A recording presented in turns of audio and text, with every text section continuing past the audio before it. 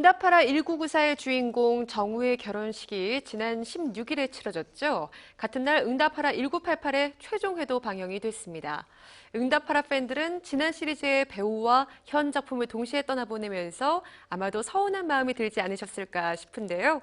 이 정우 씨의 결혼식 현장 비하인드 스토리와 응답하라 1988 배우들의 향후 행보까지 함께 짚어보겠습니다. 김묘성 기자와 함께합니다. 안녕하세요. 네, 안녕하세요. 네, 먼저 배우 정우 씨 이야기 먼저 나눠봐야 할 것 같습니다. 네. 지난 16일에 결혼식을 올렸는데요. 네. 현장에 직접 취재에 다녀오셨죠? 네, 다녀오긴 했는데요. 정말 다녀왔다고 보기 힘들 정도로 네. 현장에서 찍어온 화면이라고는 교회 건물밖에 없었습니다. 왜 그랬나요? 그만큼 보안이 철저했기 때문인데요. 예. 결혼식 3일 전까지만 해도 결혼식 자체가 아예 철통 보안이었죠. 얼마나 비공개를 원하는지 가늠이 되는 부분입니다. 그런데 결혼식 하루 전날 오후에 결혼식 장소와 시간이 한 매체에 의해 아예 공개가 됐습니다. 그러니까 결혼식 당일 현장에는 많은 취재진들이 몰릴 수밖에 없었는데요.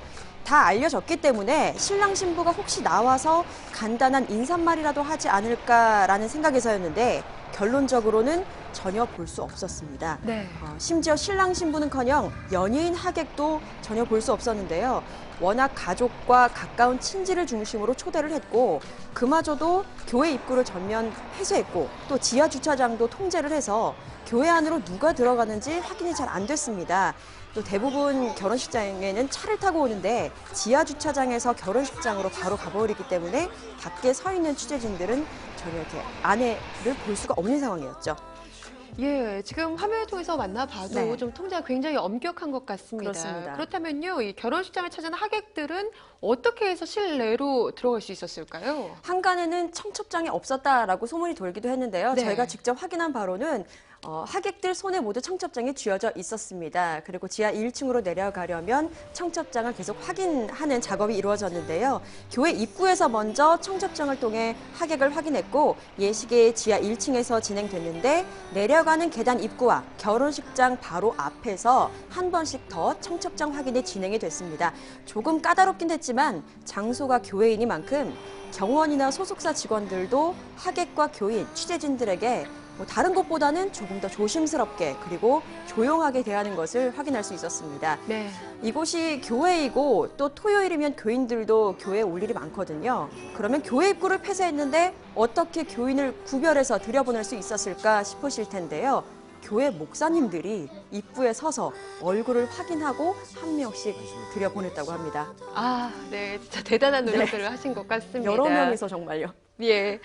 결혼식 바로 다음 날에 이제 정우, 김유미 씨의 결혼식 현장 사진이 공개가 됐습니다. 네. 이 내용 좀 전해주시죠. 아마 많은 분들이 보시고 함께 흐뭇한 미소를 짓지 않으셨을까 싶습니다. 네. 정우 씨의 입꼬리가 정말 귀에 다 걸려 있었죠. 그만큼 행복했던 모양입니다. 지금 사진이 나오고 있는데요. 결혼식을 올린 교회 담임 목사님 앞에서 마주 보면서 두 손을 붙잡고 환한 미소를 짓고 있습니다. 결혼식을 올린 이 교회는 정우 김유미 씨가 현재 다니고 있는 교회입니다. 둘이 함께 예배를 드리고 새벽 기도까지 참석하는 모습을 교인들은 종종 봐왔다고 하는데요. 두 사람이 교회를 다닌다는 게 외부에는 많이 알려지지는 않았지만 함께 두 사람이 신앙생활을 하면서 사랑이 두터워졌다고 주변에서는 입을 모으고 있습니다. 두 사람의 결혼식 축가 가수 소양 씨가 맡았고요. 신랑 정우 또한 신부 김유미 씨에게 직접 축가를 선사해서 참석한 여성 하객들의 부러움을 샀다는 후문입니다. 네. 영화 세시봉에서 선보였던 나 그대에게 모두 드리리를 불렀다고 하는군요. 또 비공개 결혼식일 경우에 아주 가까운 지인들만 불러서 조금 더 고급스럽고 화려하게 식을 진행하는 경우가 종종 있었는데요.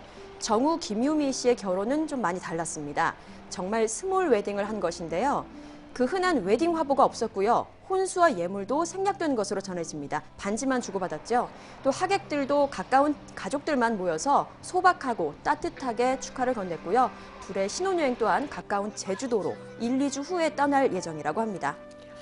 예, 정말 스몰 웨딩이 어떤 것인가를 제대로 보여준 사례가 네, 아니었나 맞습니다. 싶습니다. 이렇게 해서 이제 또 정우 씨는 좀 떠나보냈고요. 네. 응답하라 시리즈 얘기를 좀 나눠볼게요.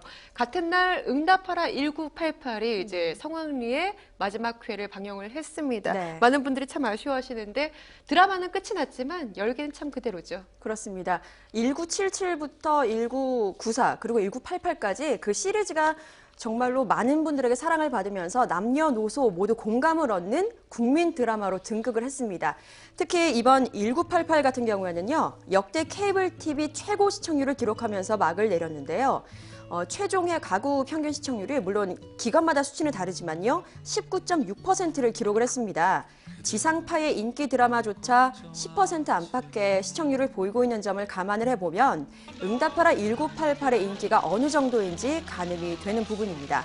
또 여주인공의 남편 찾기가 극을 끝까지 이끌면서 어차피 남편은 류준열, 어차피 남편은 태기를 줄인 어남류, 어남태기라는 단어가 그냥 시청자들의 일상 대화에서 자연스럽게 쓰이기도 했는데요. 그 결말과 과정에 대한 시청자들의 갑론을박 또 아쉬움의 목소리가 들리긴 했지만 극에 대한 의견이 이렇게 활발하게 개재되는 것을 볼 때에 응답하라 1988의 영향력 또한 실감을 할 수 있었습니다. 예, 뭐 어남류, 어남택 이런 얘기 해주셨는데요. 네. 김무성 기자 실제로 좀 어느 쪽이었는지 궁금해요. 네, 저는 어남택이었습니다. 택이셨군요. 네, 제 바람대로 됐고요. 예. 네, 경제적인 효과를 좀 보면요.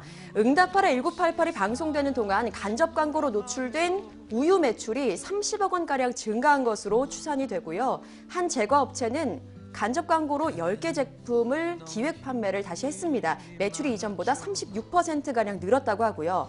음원 차트도 응답하라 1988 판이었다라고 볼 수 있는데요. 소녀, 걱정 말아요 그대, 또 청춘, 해화동 등 OST가 상위권을 꾸준히 유지하고 있습니다. 드라마 자체의 광고 수입은 무려 171억 원이고요. VOD 수익은 50억 원에 달하는 것으로 전해집니다. 예, 경제적 효과가 어마어마합니다. 네. 예, 응팔, 뭐 좋은 작품이었고요. 또 배우들의 열연이 있었기 때문에 이렇게 작품이 빛날 수 있었던 것 같은데요. 특히나 또 배우들에게 이번 작품 남다를 것 같습니다. 네, 그렇죠. 특히 덕선 역의 해리 같은 경우에는 응팔이 시작되기 전에 과연 연기를 잘할 수 있을까 많은 예. 분들의 우려가 있었어요. 그런데 방송이 시작되고 나서는 정말 맡기를 잘했다라고 칭찬이 정말 어마어마했죠. 광고계에서도 역시 블루칩으로 떠오르고 있습니다. 현재 해리의 단독 광고 무려 13개로 60억 원의 매출을 올린 것으로 전해지는데요. 해리는 지난 2014년 진짜 사나이에 출연을 하면서 이미 한 번 모델료가 올랐었습니다.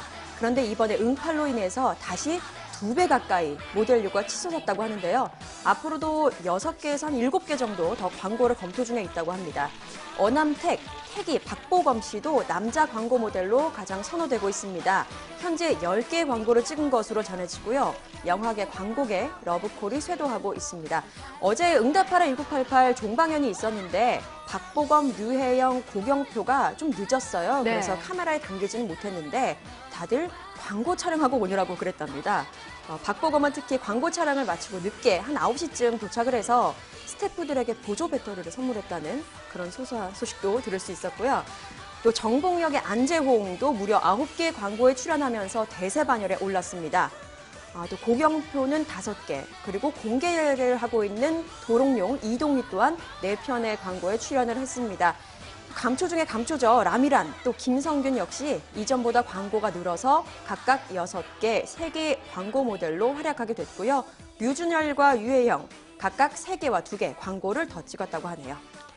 예, 이제 막 중용을 했는데요. 응팔 배우들 앞으로 어떤 모습을 또 보여줄지 벌써부터 기대가 됩니다. 어떤 예정돼 있는 활동들이 있나요? 네, 광고 모델로 앞서 전해드린 것처럼 많은 활약을 보이고 있지만 그것이 반짝 인기에 그치지 않으려면 지금 활동하고 있는 배우로서 또 가수로서의 역할을 더욱더 열심히 해야겠죠. 일단 먼저 해리는 드라마와 영화에서 많은 러브콜이 들어오는 만큼 다음 작품을 잘 선정해서 지금의 호평을 이어가겠다는 각오입니다. 우선 MC로서의 활약이 기다리고 있는데요. 지상파 설 특집 프로그램의 진행자로 나설 예정입니다. 그리고 류준열은 영화 로봇소리, 섬 사라진 사람들 등의 영화에서 연이어 출연을 하는데요. 모두 응팔 전에 찍었던 작품입니다. 좀 분량은 적은데요. 뜨기 전에 류준열의 모습은 어땠는지 그의 연기를 살펴보는 재미도 쏠쏠할 것 같습니다. 고경표는 영화 7년의 밤에서 류승룡, 장동건과 함께 돌아올 예정입니다. 그리고 이동희는 영화 원라인에 캐스팅되면서 응팔에서 미처 보여주지 못했던 색다른 연기를 펼칠 예정이라고 합니다. 그리고 박보검은 영화, 드라마, 러브콜이 이어지고 있지만 차기작 선정에는 고심 중에 있다고 합니다. 당분간은 지금까지 맡았던 음악 프로그램 MC로서의 활약을 이어갈 예정이라고 합니다. 그리고 내일이죠. 응답하라 1988 제작진과 출연진들이 모두 푸켓으로 포상휴가를 떠납니다. 4박 5일간 함께할 예정이고요. 그간의 수고를 격려하고 또 휴식을 갖는 시간이 될 텐데 해리가 스케줄 때문에 참석을 못하는 것이 아니냐 걱정이 있었는데요. 응답하라 식구들이 함께하는 여행인 만큼 꼭 함께하고 싶다는 해리의 의사가 적극 반영이 돼서 일정이 잘 조율됐다고 합니다. 다만 다른 배우들보다는 조금 더 늦게 합류할 예정이라고 하네요. 네, 응답하라 시리즈 단순히 인기 드라마가 아니라 시청자들을 그때 당시의 추억으로 다시 되돌려 보내면서 마음을 따뜻하게 해준 이런 작품이 아닌가 싶습니다. 훌륭한 역할을 해낸 응답하라 시리즈의 배우들 앞으로의 행보도 지켜보겠습니다. 오늘 말씀 여기까지 들을게요. 김묘성 기자와 함께했습니다. 고맙습니다. 네.